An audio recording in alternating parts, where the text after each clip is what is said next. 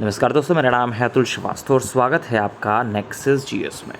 अप्रैल 2025 इस महीने में जितनी भी महत्वपूर्ण घटनाएं हुई हैं उन सारे के सारे को क्वेश्चन फॉर्मेट में किया गया है और उन सारी चीज़ों को आपके सामने दिया जा रहा है। जो भी महत्वपूर्ण पॉइंट्स होंगे वो सारे के सारे पढ़ाए जाएंगे। बाकी ये पीडीएफ जो है नेक्सस जीएस का जो पब्लिक टेलीग्राम चैनल है वहाँ से आपको प्राप्त हो जाएगी। नेक्सस जीएस के लिए समीक्षा अधिकारी का बैच चल रहा है और दिए हुए नंबर से आप संपर्क कर सकते हैं 7080540001 या 6390540001। इन दोनों में से किसी भी नंबर पे आप व्हाट्सएप पे मैसेज करेंगे, आपको समीक्षा अधिकारी की बैच की सारी जानकारियाँ जो है वो प्राप्त हो जाएंगी। चलिए अब शुरुआत कर देते हैं पहले क्वेश्चन से। तो भारत सरकार द्वारा इंडिया एआई मिशन कब शुरू किया गया? तो भारत सरकार ने जो एआई मिशन है उसके तहत देश का पहला स्वदेशी बड़ा भाषा मॉडल विकसित करने के लिए बेंगलुरु स्थित स्टार्टअप सर्वम एआई का चयन किया है। तो पूछा जा सकता है कि भारत सरकार द्वारा इंडिया एआई मिशन कब शुरू किया गया था। देखिए पीडीएफ आपको पूरी की पूरी प्रोवाइड कर दी जाएगी, आप इसको पूरा पढ़ सकते हैं। इस क्लास में मैं सिर्फ और सिर्फ उतना ही पढ़ाऊँगा जो आपके एग्जामिनेशन ओरिएंटेड है, बहुत ज़्यादा इंपॉर्टेंट है, उनके ऊपर फोकस करके आपका काम कराऊँगा, बाकी चीज़ें स्किप कर दूँगा। नेक्स्ट है अप्रैल 2025 में जारी विश्व बैंक की नवीनतम रिपोर्ट के अनुसार भारतीय जनसंख्या का कितना प्रतिशत अत्यधिक गरीबी स्तर से नीचे था? तो करीब 2.3% जो था वो अत्यधिक गरीबी स्तर से नीचे था।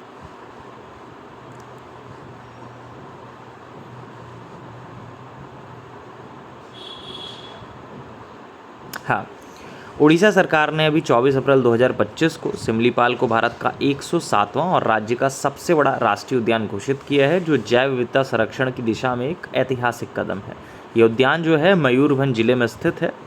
और एनवायरमेंट के सेक्शन में क्वेश्चन पूछा जा सकता है, पहले तो जैसा लिखा हुआ है उसी तरह से पूछा जा सकता है कि अभी हाल ही में घोषित सिमलीपाल राष्ट्रीय उद्यान किस राज्य में स्थित है?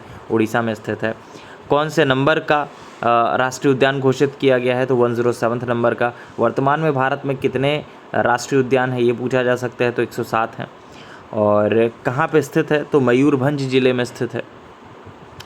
सिमलीपाल से आपका बूढ़ा बलंगा, सालंदी नदी और पंचंगी नाला जैसे जल स्रोत जो हैं प्रवाहित होते हैं, जो इसे पारिस्थितिक रूप से समृद्ध बनाते हैं। ये क्वेश्चन आपका इंपॉर्टेंट है, पूछा जा सकता है। विश्व टीकाकरण सप्ताह इंपॉर्टेंट है, ये 24 से 30 अप्रैल को मनाया जाता है। नेक्स्ट है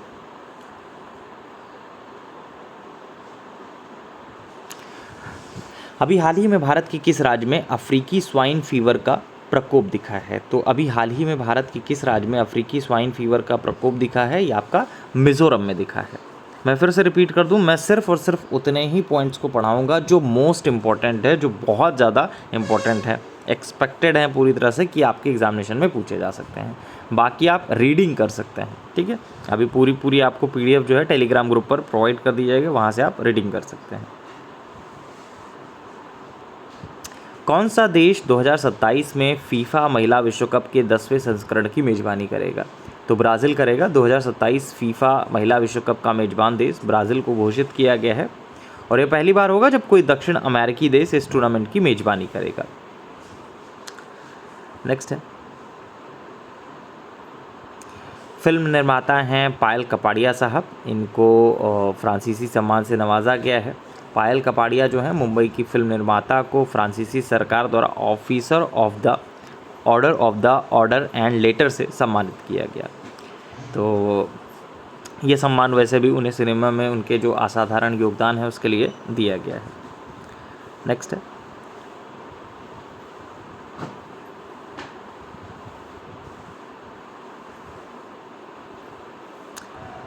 कस्तूरी रंगन साहब, इनके बारे में पूछा जा सकता है। इसरो के पूर्व हेड रहे हैं और डॉक्टर कृष्ण स्वामी कस्तूरी रंगन साहब, इनका भी 25 अप्रैल 2025 को ही निधन हुआ है।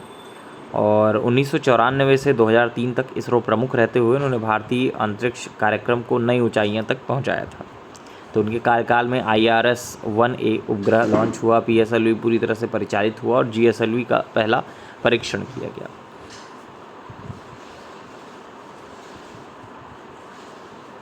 ये बहुत इंपॉर्टेंट है, आपके एग्जामिनेशन में आ सकता है डायरेक्टली एज इट इज़ भी क्वेश्चन पूछा जा सकता है। पाकिस्तान सरकार ने भारत द्वारा 1960 की जो सिंधु जल संधि है उसको निलंबित करने के जवाब में कई कदम उठाए हैं, जिनमें 1972 का जो शिमला समझौता है उसको निलंबित करना, द्विपक्षीय व्यापार को रोकना और भारतीय उच्चायोग में कर्मचारियों की संख्या घटाना शामिल है। तो पाकिस्तान ने भारतीय नागरिकों के लिए शार्क वीज़ा स्थगित कर दिया है, भारतीय सैन्य अताशे को अवांछित व्यक्ति घोषित कर दिया है और वाघा जो अटारी सीमा है उसके माध्यम से व्यापार बंद कर दिया है। शिमला समझौते से रिलेटेड जीएस में भी क्वेश्चन पूछा जा सकता है, करंट अफेयर्स में भी पूछा जा सकता है। तो भारत व पाकिस्तान ने शिमला समझौते पर हस्ताक्षर कब किए थे? 2 जुलाई 1972 को किए थे। अभी निलंबित किसने किया है? तो पाकिस्तान सरकार ने निलंबित किया है इस चीज़ को। नेक्स्ट है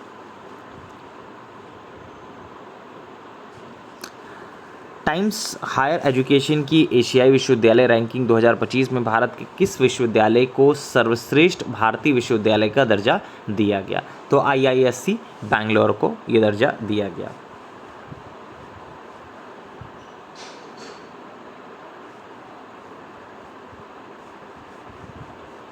ये पूछा जा सकता है। ऑस्ट्रेलियाई डाइवर हैं ऑस्कर पियास्त्री, इन्होंने 2025 सऊदी अरब ग्रैंड प्रिक्स प्राइवेट प्रीमियम में जीत हासिल की है। तो वैसे इससे रिलेटेड कम ही क्वेश्चन पूछे जाते हैं, लेकिन फिर भी ऑफबीट अगर क्वेश्चन पूछ लिया गया ग्रैंड प्रिक्स से तो ये क्वेश्चन शायद पूछ लिया जाए क्योंकि रिसेंट का डाटा है। तो 2025 सऊदी अरब ग्रैंड प्रिक्स किस ड्राइवर ने जीता है? ऑस्कर पियास्त्री ने जीता है। नेक्स्ट है योजनाओं से रिलेटेड क्वेश्चन लगभग से सारे एग्जामिनेशन में आते हैं। कोई भी एग्जामिनेशन आप उठा के देख लीजिए, हर एग्जामिनेशन में लगभग से चीज़ें पूछी जाती हैं। तो स्वामित्व योजना की शुरुआत कब हुई थी? स्वामित्व योजना के क्रियान्वयन के 5 वर्ष 24 अप्रैल 2025 को कंप्लीट हुए हैं, मतलब 24 अप्रैल 2020 को शुरू हुई थी।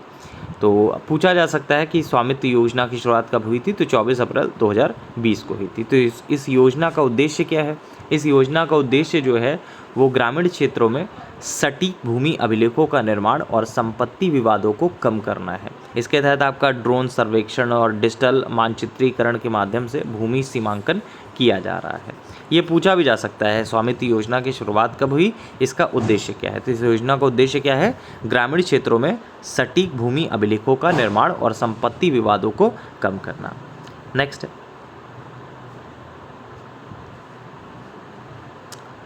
हाँ, भारत व पाकिस्तान के मध्य सिंधु जल संधि कब हस्ताक्षरित हुई थी? तो भारत सरकार ने 22 अप्रैल 2025 को जम्मू कश्मीर के पहलगाम में हुए आतंकी हमले के बाद पाकिस्तान के साथ सिंधु जल संबंधी को अस्थायी रूप से निलंबित करने का निर्णय लिया। अब इसमें इंपॉर्टेंट क्या क्या है उसके बारे में बात कर लेते हैं। पहली बात तो ये डेट बहुत इंपॉर्टेंट है, 22 अप्रैल 2025, इसी दिन को पहलगाम में आतंकी हमला हुआ। ठीक है, दूसरी कौन सी डेट इंपॉर्टेंट है? भारत व पाकिस्तान के मध्य जो सिंधु जल संधि है कब हस्ताक्षरित हुई थी? 19 सितंबर 1960 को हस्ताक्षरित हुई थी। ठीक है, ये 2 डेट्स आपके लिए बहुत इंपॉर्टेंट है। पहलगाम हमला कौन से दिन हुआ है? 22 अप्रैल 2025। उसके बाद फिर सिंधु जल संधि को सस्पेंड किया गया है। तो अब इसमें एक क्वेश्चन और पूछा जा सकता है कि कहाँ पे हुआ है? पहलगाम में हुआ है। कितने लोग मारे गए? करीब 26 लोग इसमें डेथ हुई थी और करीब 17 लोग घायल हुए थे। नेक्स्ट है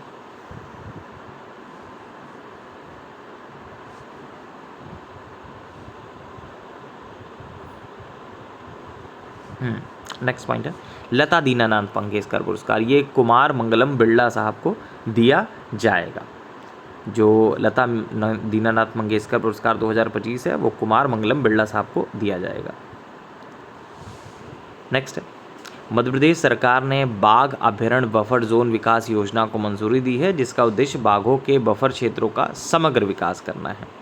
तो अभी हाल ही में किस राज्य ने बाघ अभ्यारण्य बफर जोन में विकास योजना को मंजूरी दी है? तो मध्य प्रदेश ने दी है। अच्छा बताइएगा वर्तमान में जो टाइगर रिजर्व हैं वो कितने हैं? अभी रिसेंट में ही मैंने पढ़ाया अभी है, तो यूट्यूब पे भी आपका पड़ा हुआ है, वहाँ पे भी आप देख सकते हैं। वैसे संभवतः सभी को आता होगा, कमेंट बॉक्स में कमेंट कर सकते हैं। नेक्स्ट है राष्ट्रीय पंचायती राज दिवस, ये मनाया जाता है 24 अप्रैल को। तो 1993 में 73वें संविधान संशोधन लागू होकर पंचायती राज को संवैधानिक दर्जा दिया गया था।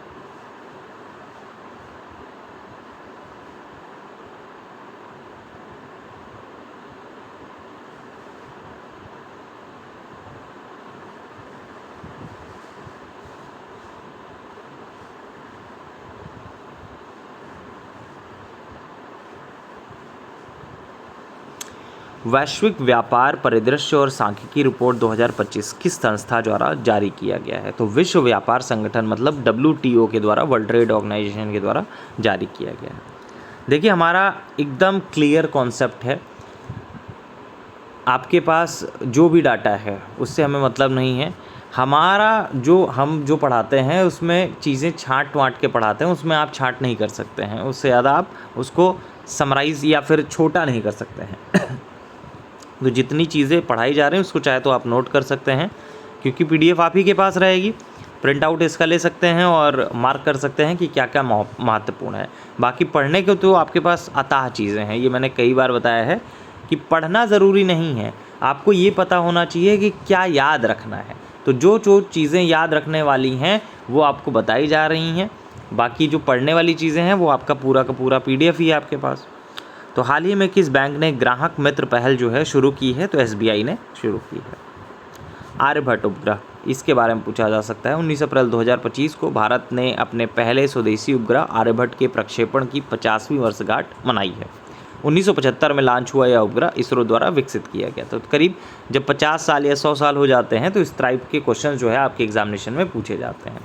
आर्यभट्ट उपग्रह प्रक्षेपण के हाल ही में कितने वर्ष कंप्लीट हुए? 50 साल। कब पहली बार लॉन्च किया गया? 1975 में लॉन्च किया गया था। ठीक है।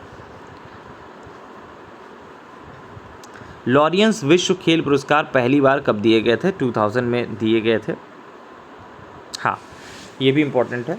अभी हाल ही में किस राज्य ने कक्षा 1 से 5 तक हिंदी को अब तीसरी भाषा के रूप में अनिवार्य किया है? तो महाराष्ट्र ने अनिवार्य किया है। तो अब इन स्कूलों में छात्रों को मराठी, अंग्रेजी और हिंदी तीनों भाषाएं जो हैं वो आपका पढ़नी होंगी।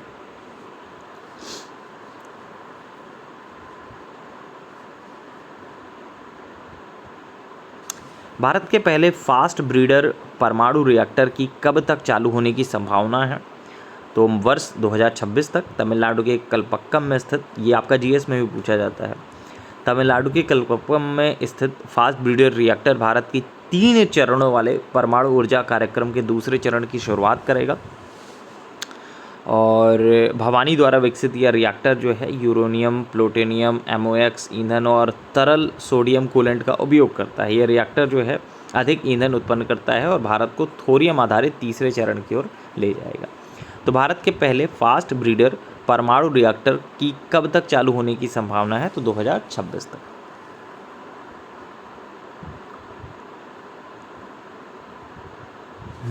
ये पूछा जा सकता है। अभी हाल ही में मनी लॉन्ड्रिंग के मामले में किस देश के पूर्व राष्ट्रपति ओलांटा हुमाला को दोषी ठहराया गया है? तो पेरू के राष्ट्रपति को दोषी ठहराया गया है।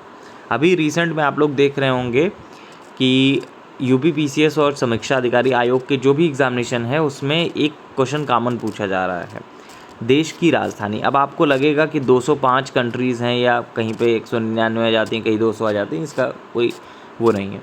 ठीक है, तो जितनी भी कंट्रीज़ हैं सबके हम राज्य याद करें, राजधानी याद करें, तो ऐसा नहीं है। जो चर्चा में रहेंगी सिर्फ उन्हीं की याद करनी है आपको। अब आपको याद क्या करना है? अभी रिसेंट में पेरू आया, ठीक है, पेरू के पूर्व राष्ट्रपति को दोषी ठहराया गया है मनी लॉन्ड्रिंग के मामले में, 15 साल की जेल सुनाई गई है। तो पेरू की राजधानी क्या है ये आपको कमेंट बॉक्स में बतानी है। विश्व पृथ्वी दिवस बहुत इंपॉर्टेंट है, हर वर्ष 22 अप्रैल को मनाया जाता है। 2025 की जो थीम है हमारी शक्ति हमारा ग्रह रखी गई है। पिंक ई-रिक्शा योजना ये किस स्टेट ने शुरू की है? महाराष्ट्र सरकार ने शुरू की है। किसके साथ ये योजना शुरू की है? तो काइनेटिक ग्रीन एनर्जी लिमिटेड के साथ यह शुरू की है। ये फीमेल्स के लिए है और आप सभी लोगों को पता है फीमेल से रिलेटेड जो वो हैं स्कीम्स, उनके बारे में एग्जामिनेशन में पूछा जाता है। अभी हाल ही में RBI ने किस प्रकार के नाबालिग बैंक खाताधारकों को अपने अभिभावक के स्वतंत्र रूप से अपना बैंक खाता संचालित करने की अनुमति दी है? तो 10 वर्ष से अधिक आयु के जो नाबालिग हैं उनको यह अनुमति दी गई है।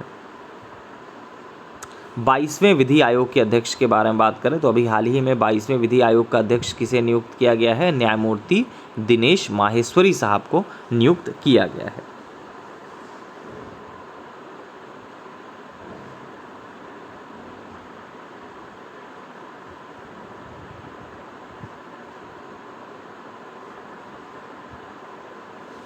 डीपीएस वेटलैंड को किस पक्षी की सुरक्षा के लिए संरक्षित रिजर्व घोषित किया गया है? तो फ्लेमिंगो के लिए।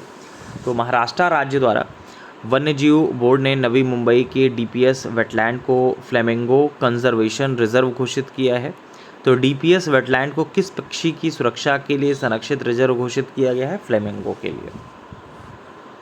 फ्लेमिंगो की आप फोटो भी यहाँ पे देख सकते हैं।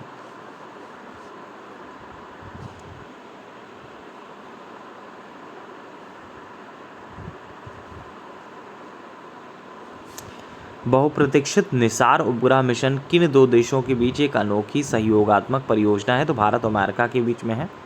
नासा और इसरो, ये मिशन भारत की इसरो और अमेरिका की नासा के बीच पहला बड़ा पृथ्वी विज्ञान सहयोग है, जिसे जून 2025 में जीएसएलवी रॉकेट से लॉन्च किया जाएगा।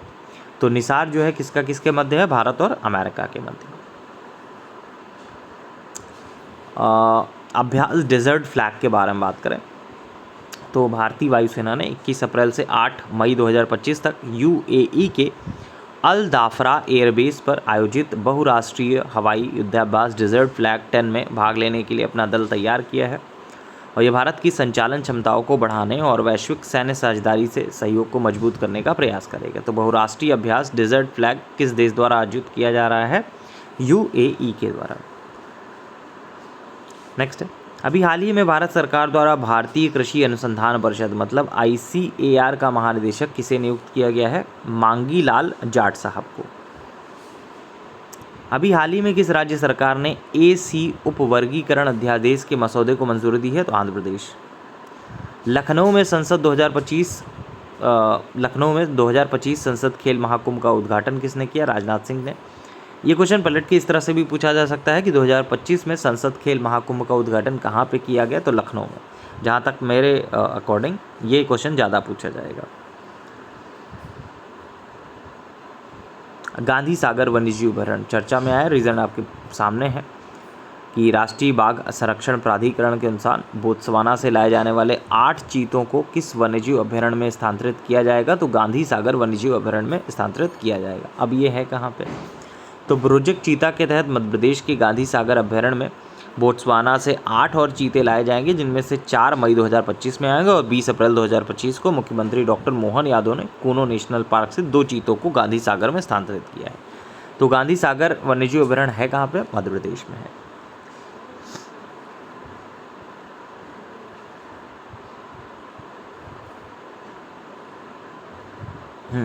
अभी हाल ही में देश के किस राज्य ने ऑनलाइन स्थायी लोक अदालत सेवाएं शुरू की हैं? तो केरला ने शुरू की हैं।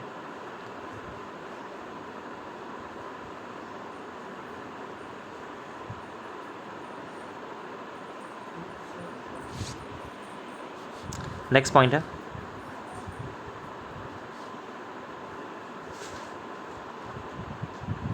किस राज्य या केंद्र शासित प्रदेश ने स्वास्थ्य सेवा के लिए डिजिटल ई सेहत ऐप शुरू किया है? तो जम्मू कश्मीर ने शुरू किया है डिजिटल ई सेहत ऐप।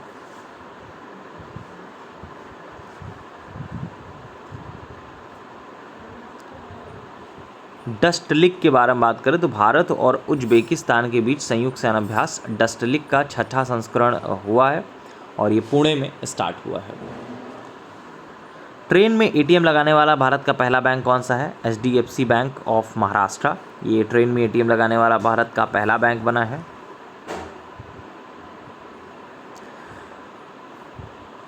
हाल ही में किस राज्य ने भूमि रिकॉर्ड प्रबंधन के लिए भू भारती पोर्टल शुरू किया है? तो तेलंगाना ने शुरू किया है।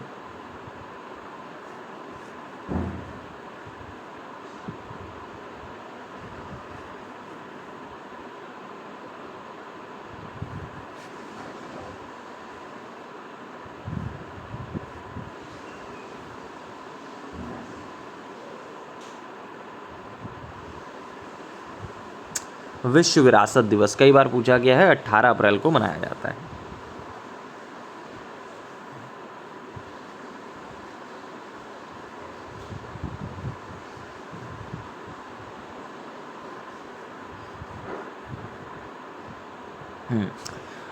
आईमैक्स समुद्री अभ्यास के बारे में बात करें तो हाल ही में भारत और 8 अफ्रीकी देशों के बीच India Africa militaries engagement exercise IMAX आयोजित किया गया, जिसकी मेजबानी तंजानिया ने की थी। तो हाल ही में आईमैक्स समुद्री अभ्यास की मेजबानी किस देश द्वारा की गई? तंजानिया के द्वारा।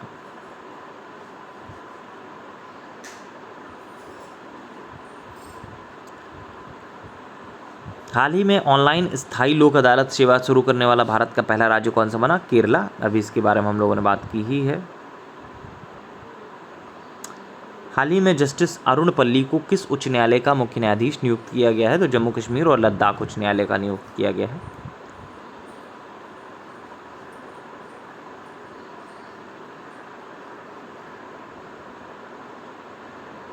उड़ीसा विश्वविद्यालय संशोधन अधिनियम आया था 2024 का, उसके तहत कुलपतियों की आयु की सीमा कितनी बढ़ाई गई है? 70 वर्ष कर दी गई है।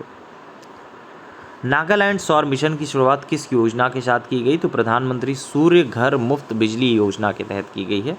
ये इम्पॉर्टेंट है कि नागालैंड सौर मिशन की शुरुआत किस योजना के साथ की गई है? तो प्रधानमंत्री सूर्य घर मुफ्त बिजली योजना के साथ की गई है।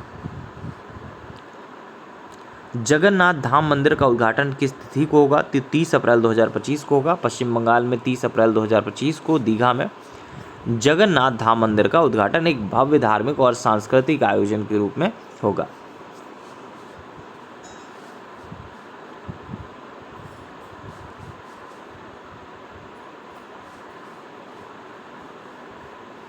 इंग्लैंड के तेज गेंदबाज जेम्स एंडरसन को किस सम्मान से नवाजा गया है? तो नाइटहुड से नवाजा गया है। और अब इनको सर जिमी एंडरसन के नाम से जाना जाएगा। तो 188 मैच में 704 विकेट इन्होंने लिए हैं और इंग्लैंड के लिए सबसे ज़्यादा विकेट इन्होंने अपने नाम किए हैं। और टेस्ट क्रिकेट के बारे में जहाँ तक बात किया जाए तो तीसरे सबसे ज़्यादा विकेट लेने वाले गेंदबाज हैं। पहले नंबर पर मुथैया मुरलीधरन है, दूसरे नंबर पर शेन वॉर्न है और तीसरे नंबर पर जेम्स एंडरसन है। डॉक्टर भीमराव अंबेडकर साहब की जन्मतिथि या जयंती कब मनाई जाती है? तो 14 अप्रैल को मनाई जाती है। 1990 में उन्हें मरणोपरांत भारत रत्न से सम्मानित किया गया था।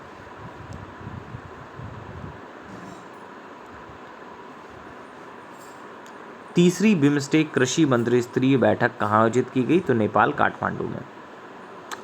हाल ही में किस देश ने रिकॉर्ड समय में दुनिया का पहला 3D प्रिंटेड ट्रेन स्टेशन बनाया है? तो जापान ने अभी दुनिया का पहला 3D प्रिंटेड ट्रेन स्टेशन जो है वो बनाया है। हॉट लैप, ये पुस्तक शायद पूछी जाए। कन्नड़ भाषा की लघु कहानी संग्रह है हॉट लैप। इसको अंतर्राष्ट्रीय बुकर पुरस्कार 2025 के लिए शॉर्टलिस्ट किया गया है, जो सम्मान की दौड़ में जगह बनाने वाली पहली कन्नड़ पुस्तक बन गई। इसके जो लेखक हैं बानू मुश्ताक साहब हैं। अब अंतर्राष्ट्रीय बुकर पुरस्कार में शॉर्टलिस्ट तो हुई है, ठीक है, लेकिन मिले ना मिले वो अलग की चीज़ है। लेकिन आपके एग्जामिनेशन में पूछा जा सकता है कि हॉट लैम्प पुस्तक जो है वो किसकी है? तो किसकी है? बानू मुश्ताक साहब की है। यहाँ पे साइड में लिखा हुआ है किस तरह से बानू मुश्ताक साहब हॉट लैम्प की पुस्तक बनी हुई है।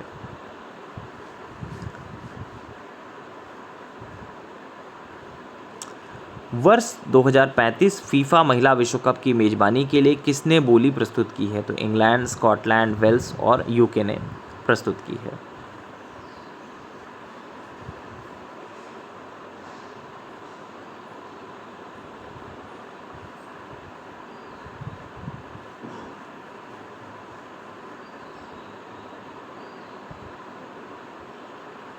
त्रिभाषी फार्मूला के बारे में बात करें तो अभी हाल ही में राज ठाकरे ने भारतीय बैंक संघ को किस निर्देश का पालन करने की मांग की है?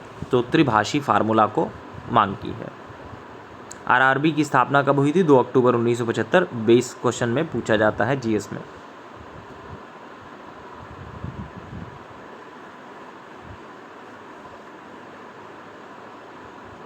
वर्ष 2024 में सबसे बड़ी स्थापित अक्षय ऊर्जा क्षमता रखने के लिए भारत का विश्व में कौन सा स्थान रहा है? तो चौथा स्थान रहा है।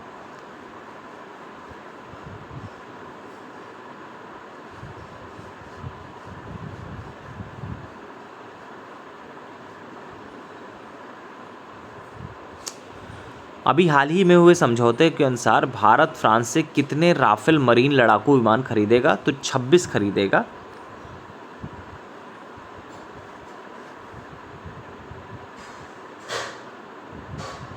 भारत का सबसे बड़ा पेट्रोकेमिकल संयंत्र कहाँ स्थापित किया जा रहा है? तो उड़ीसा में स्थापित किया जा रहा है। विश्व होम्योपैथी दिवस ये 10 अप्रैल को मनाया जाता है।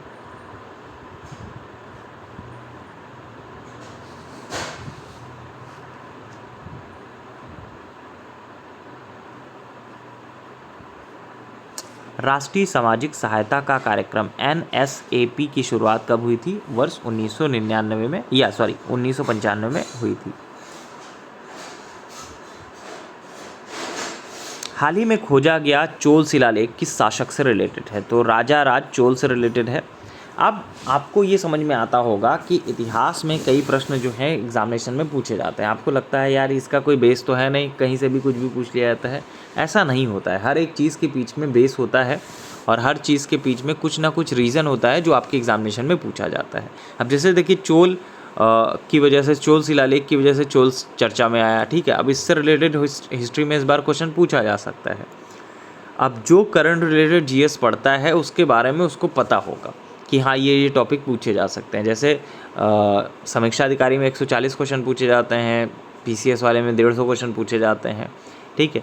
तो जैसे आप हिस्ट्री पढ़ रहे हैं, एंशिएंट हिस्ट्री पढ़ रहे हैं, तो वहाँ पे चोल शिलालेख आपको इस साल पढ़ना है। 2025 के एग्जामिनेशन में पूछा जा सकता है।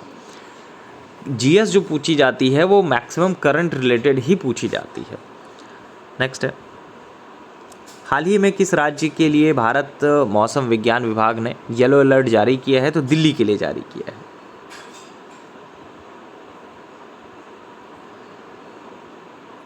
जल संसाधन जनगणना एप्लीकेशन और पोर्टल की शुरुआत कब की गई? तो 3 अप्रैल 2025 को की गई।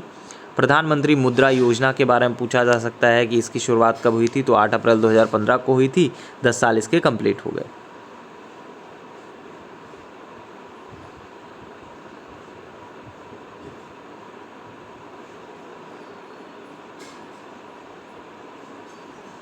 अब देखिए पहली इसकी पूरी अगर आपको पीडीएफ जैसे प्रोवाइड की जाती है तो पूरा पढ़ना थोड़ा सा हैक्टिक है, पूरा कोई याद नहीं कर सकता है। लेकिन जो चीज़ें मैं बता रहा हूँ उसको आपको याद करना है, बाकी चीज़ें आप रीड कर सकते हैं क्योंकि इसमें करंट अफेयर्स बहुत कुछ है। लेकिन आपको पढ़ना क्या है? जो आपको पढ़ाया जा रहा है, जो आपको बताया जा रहा है वही आपको पढ़ना है। और यही हर एक किताब में भी होता है। पूरी किताब आपको नहीं करनी, याद करनी होती है और ना याद कर पाएंगे। आपको जो इम्पोर्टेंट पॉइंट्स है जो आपके एग्जामिनेशन में पूछे जा सकते हैं वो आपको याद करने हैं। अभी हाल ही में किस देश ने बिम्स्टेक की अध्यक्षता संभाली है? तो बांग्लादेश ने संभाली है।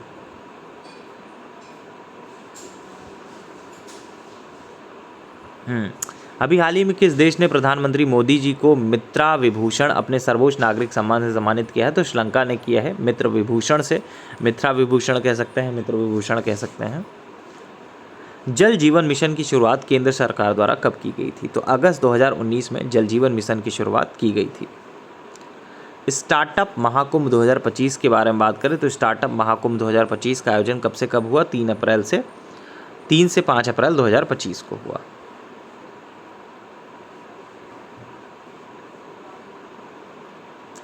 अभी हाल ही में अंतर्राष्ट्रीय आपराधिक न्यायालय से हटने की घोषणा करने वाला पहला यूरोपीय देश कौन सा बना है? तो हंगरी बना है। नेक्स्ट है, विश्व स्वास्थ्य दिवस से मनाया जाता है 7 अप्रैल को। अभ्युदय योजना के बारे में बात करें तो प्रधानमंत्री अनुसूचित जाति अभ्युदय योजना जो है पीएम अजय कब की शुरुआत की गई थी? 2021 और 22 में इसकी शुरुआत की गई थी।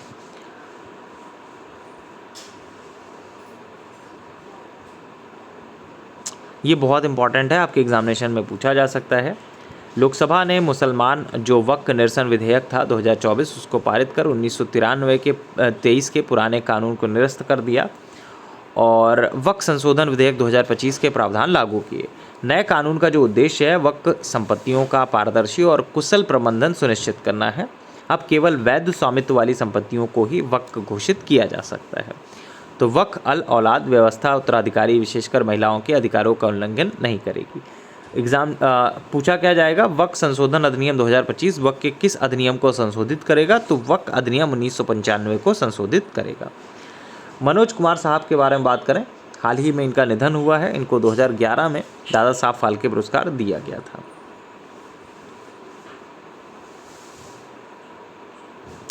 फरवरी 2025 तक भारत के किस राज्य में सबसे अधिक रेलवे स्टेशनों पर सौर ऊर्जा संयंत्र स्थापित किए गए हैं? तो राजस्थान।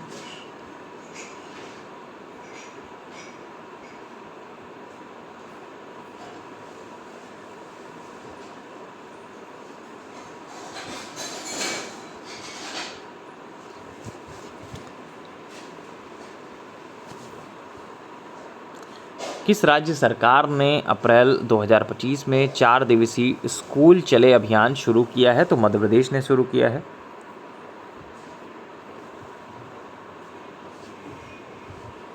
मध्य प्रदेश ने शुरू किया है।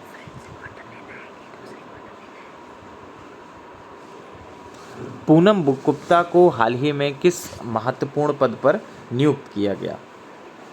आरबीआई के डिप्टी गवर्नर के रूप में इनको नियुक्त किया गया है। अच्छा बताइएगा, आरबीआई का वर्तमान में गवर्नर कौन है और कौन से नंबर के गवर्नर हैं मल्होत्रा साहब?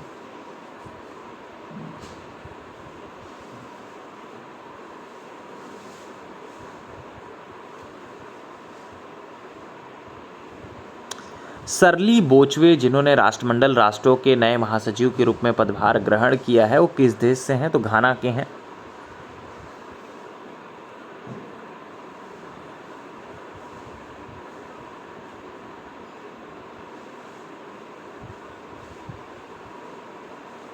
देवरीगढ़ वन्यजीव अभयारण्य किस राज्य में स्थित है? उड़ीसा में है, चर्चा में था। उड़ीसा के देवरीगढ़ वन्यजीव अभयारण्य में हीराकुंड वन्यजीव विभाग ने पहली बार भारतीय बाइसन महोत्सव आयोजित किया है, जिसका उद्देश्य इनके संरक्षण और स्थानीय समुदाय की भागीदारी बढ़ाना है। बाइसन यही होता है जो आपके सामने है स्क्रीन पर। और आपसे तो ये भी पूछा जा सकता है देवरीगढ़ अभयारण्य है कहाँ पे? तो उड़ीसा में है।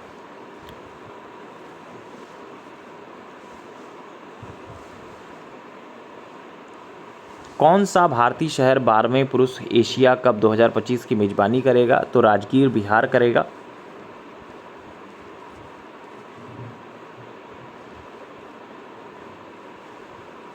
अभ्यास टाइगर ट्रायम्फ युद्धाभ्यास किन देशों के मध्य आयोजित किया जाता है? तो भारत और अमेरिका के मध्य आयोजित किया जाता है। तो ये रहा आपका करंट अफेयर्स के अप्रैल माह का पार्ट 1, और पार्ट 2 जो है वो आपको कल प्रोवाइड कर दिया जाएगा। देखिए पीडीएफ आपको प्रोवाइड कर दी जा रही है। पीडीएफ आप डाउनलोड कर सकते हैं। नेक्सस जीएस का जो पब्लिक टेलीग्राम चैनल है उस पर आपको डाल दी गई है। लेकिन याद क्या क्या करना है मैं फिर से रिपीट कर देता हूँ। याद क्या क्या करना है इस वीडियो में मैंने बताया है। 2 पार्ट्स में वीडियो बना दूंगा। 30-30 मिनट मतलब 60 मिनट में आपका पूरा का पूरा जो 106 पन्ने का है करंट अफेयर्स, 106 पेज में है जो ये ऑलमोस्ट 500 क्वेश्चन के आसपास होंगे, तो उसको बहुत ज़्यादा शॉर्ट में करके मान लीजिए मैक्सिमम 100 क्वेश्चन हो जाएंगे। मैक्सिमम 100 क्वेश्चन हो जाएंगे। चलिए, थैंक यू सो मच।